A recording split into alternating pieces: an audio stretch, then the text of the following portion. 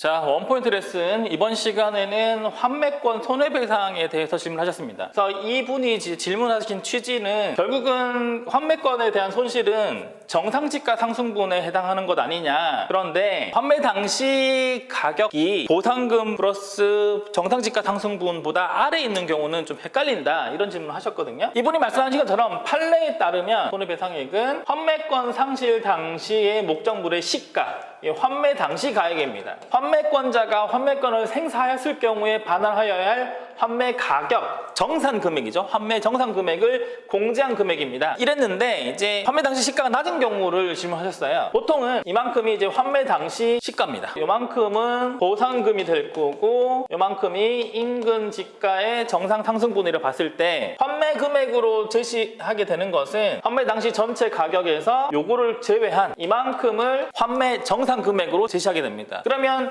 남는 것이 결국은 인근 지가 상승분이기 때문에 요것이 손해배상금이 된다. 결론적으로 맞는데 이거 다른 케이스. 오히려 이 인근 지가 정상 상승분을 합친 것보다 환매 당시 가격이 낮았다 라고 하는 경우는 이제 다른 문제가 발생하는데요. 예를 들어서 환매 당시 가격이 120원, 보상금이 100원, 인근 지가 상승분이 30원이라고 해보겠습니다. 자, 그러면 이때의 환매로 정산하는 금액은 100원입니다. 그리고 환매 당시 가액은 120원입니다. 판례에 따르면 이 두 개의 격차인 20원을 손해배상금으로 결정한다는 이야기입니다. 이렇게 가셔야 됩니다. 헷갈리신 거는 일반적으로 환매 당시 금액이 이렇게 높은 경우에는 이만큼 30원이 손해배상금액이 되는데 왜 이 경우에는 20원이 되느냐 이해가 안 간다라고 하신 겁니다. 근데 단순한 게요. 인근이 30원이 올랐지 본건은 지금 현재 20원이 올랐습니다. 이 사람은 이만큼을 지불하고 120원짜리를 받을 수 있었습니다. 그에 따라서 대상은 20원만 올랐기 때문에 그만큼이 손해배상금이 된다. 이렇게 정리하시면 될 것 같습니다.